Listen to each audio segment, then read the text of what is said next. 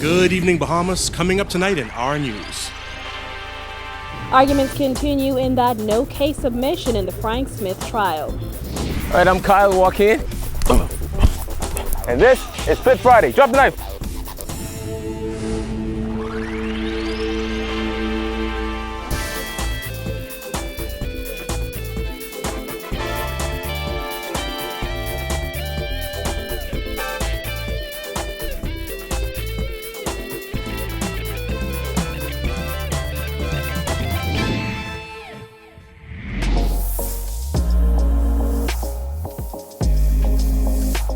Our news is brought to you by Alive. Welcome to our news and thanks for joining us. I'm Jared Higgs. Topping news tonight, arguments in the no-case submission in the Frank Smith bribery and extortion case wrapped up today, and now the matter is in the hands of Chief Magistrate Joyanne Ferguson-Pratt. Jasmine Brown has been following and has the latest. Jenkins picked up where he left off yesterday as he argued why he believed the prosecution has proved its case. During lengthy submissions in court yesterday, the British QC charged that Smith, who is the former Public Hospitals Authority chairman, exerted control over his alleged extortion victim. Jenkins used the analogy to explain why Hannah was continuing to repay a loan to Smith's lending company, Poulan Limited, while she claimed she made $5,000 monthly extortion payments to him for a year-long period. In court today, Jenkins continued his arguments by telling the court that the prosecution was not completely abandoning the call logs. The prosecution had previously claimed the call log showed Smith had called Hannah a number of times in 2016 and 2017. The prosecution contended that those flurry of calls showed Smith was putting undue pressure on Hannah due to the fact that a police analysis of the call log showed more than 90% of the calls came from Smith to Hannah. However, it was later revealed in the trial that Hannah's BTC bills showed the calls were reversed and that it was Hannah calling Smith. Jenkins told the court that the prosecution was not completely abandoning the call logs. The British QC said what the call logs show is that there was contact made between Hannah and Smith and that it was not simply a lender-borrower relationship. As he made that point, several members of Smith's family began grumbling in the gallery. It prompted Jenkins to proclaim that it was very important for Mr. Smith's family to understand he was not suggesting there was a clandestine relationship between Smith and his accuser. Jenkins also insisted the fact that Hannah had Smith's personal cell phone number shows impropriety. Chief Magistrate Ferguson-Pratt insisted having a person's cell phone number is a cultural norm and not unusual for a small island like New Providence. Jenkins responded by saying how friendly can one be when there was a call between the pair after 8 p.m. on a Sunday. The lead prosecutor also argued that the calls also showed Hannah and Smith knew each other and that his evasiveness when he was asked by police if he knew Hannah during his interrogation showed he had something to hide.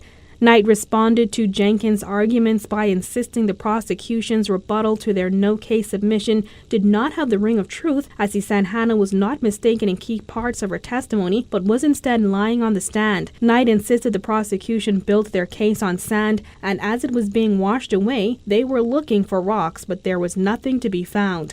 The Jamaican QC also told the court the defense is of the view that the call logs were dangerously manipulated. Knight said while they could not say by who, they could say it was in police custody when the manipulation took place. Knight argued that when one looks at the prosecution's case strand by strand, one would come to the conclusion that no one should be in peril because of demonstrably tainted evidence. With submissions on both sides complete, Ferguson-Pratt has said she will determine whether the prosecution has produced sufficient evidence to require Smith to present a defense to allegations of extortion and bribery. She is expected to hand down her decision on February 1st. Reporting for our news, I'm Jasmine Brown.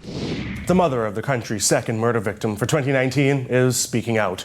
Yvonne Spence says her son, Joel Russell, was a special man who would give his all to his friends and family. I cry so much till I got no... I don't have no voice left. Because I prayed and I cried and I asked God, why he have to go so soon? He didn't live long enough to fulfill his dreams.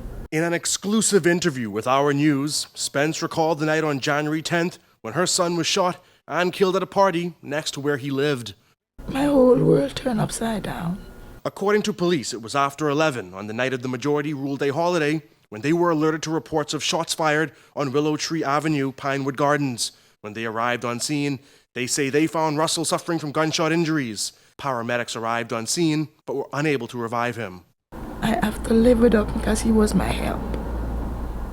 In every single thing, he was my help.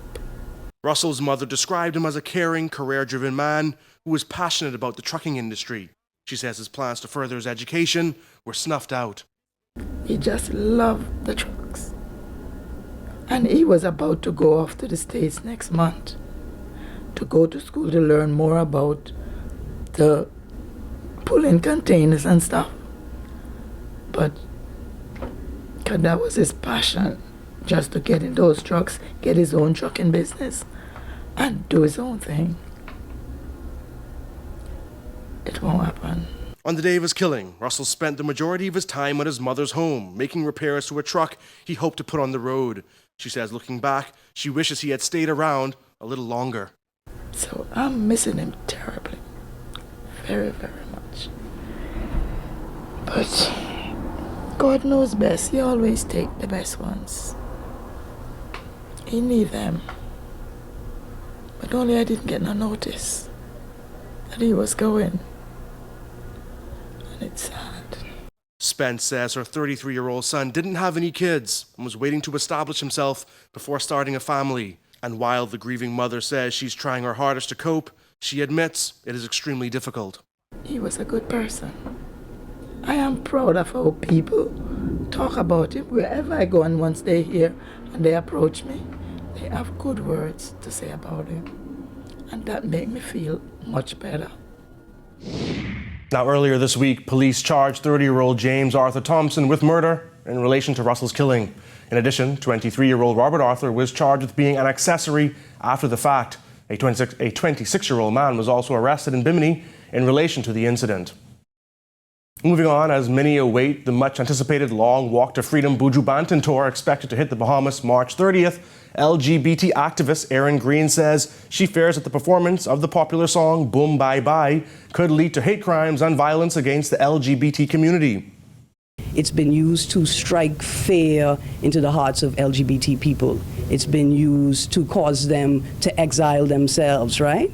But it's been used as a mechanism of violence, whatever Buju's intention was when he wrote it as a young man.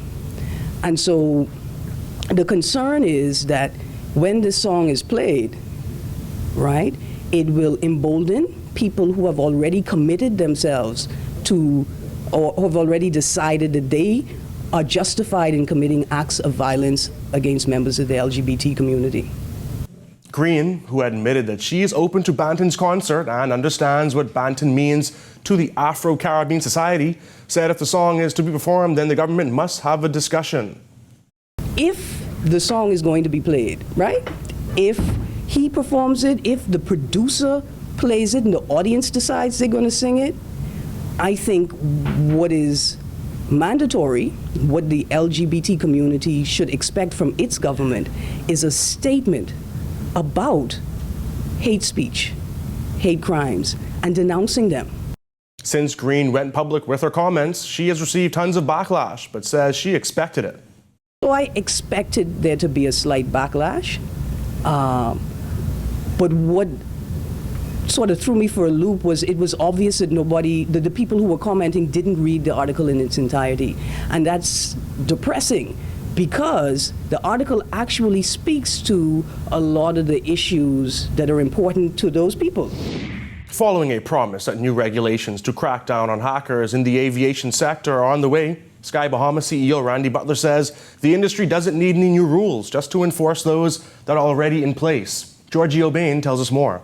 As January 17th marked the anniversary of the fatal North Andros plane crash that claimed the lives of 6 persons, Sky Bahama's CEO Randy Butler said as an Androsian he still mourns the loss of those lives, but said it's time now for the aviation industry to be taken seriously in the Bahamas. Butler believes that the minister in charge of aviation, Dionisio de Aguilar, is challenged with resources, but said the aviation department does not need any more rules, but to enforce the rules that are already in place. They don't need to make more rules, all right? You have too much of them now, and they're not enforcing them. They need to enforce them. And as a airline and a regulated company, We experience some of the same kinds of problems with the civil aviation, the lack of planning. Sometimes the people are not adequately trained or qualified, and there still continues to be a problem. And I think it needs to be addressed on a national level. According to Butler, problems will continue to arise at general aviation as long as there are islands that are not serviced by the major airlines, and there are pilots with planes who are awaiting certification but still needing to make money. You talk to a lot of them, they would say they have applications that are 3 years old, still standing in civil aviation, and no action. And people have airplanes, they're qualified pilots, and the challenge we have, those of us in the business and the traveling public, is we want to know whether these pilots are qualified, medical, whether airplanes are maintained. And the only way we'll know that is by the people we hire to do this at the Civil Aviation Department.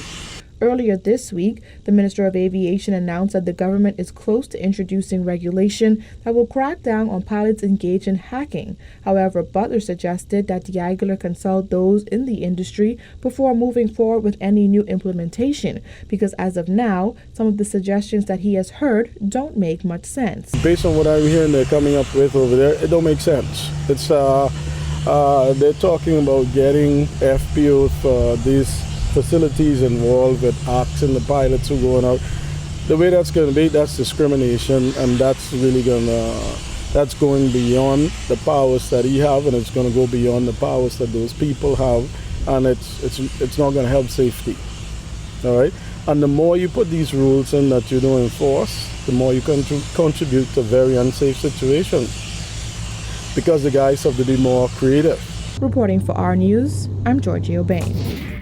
Still to come on our news, just when will the F&M hold its next convention? We get answers from the chairman. Plus, we've got one defensive edition of Fit Friday. That's coming up when our news returns.